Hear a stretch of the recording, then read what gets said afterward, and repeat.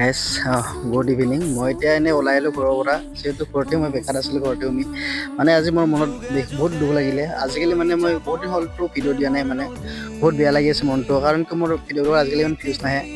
মোৰ মিছা কথা ক'লে কি হ'ব, মানে মই আগতে কিছুমান ভিডিঅ' আপোনালোকে চাই ল'লে হ'ল। মানে যে মোৰ পুৰণি ভিডিঅ'বিলাক, শ্বৰ্ট ভিডিঅ'বিলাক বহুত মানে মই হিন্দীত বনাইছিলোঁ হা। হিন্দীত বনালে মানে কি ক'বা আৰু, হিন্দীত বনালে বহুত ছাপোৰ্ট পাইছিলোঁ। বাট মই হিন্দীত এটা কাৰণত বনাব মন নাযায় হা গাইজ। একদম মই ৰিয়েলি কৈছোঁ, মনৰ পৰা কৈছোঁ।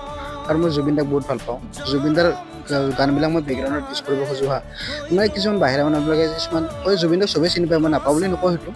কিন্তু বাট কিছুমান মানে গানবিলাক আছে না, পুৰণি গান, সেইবিলাক মানে বহুতে শুনি পোৱা নাই বাহিৰৰ মানুহবিলাকে। চ' সেইটো কাৰণে মোৰ ইমান সেই নাই আৰু।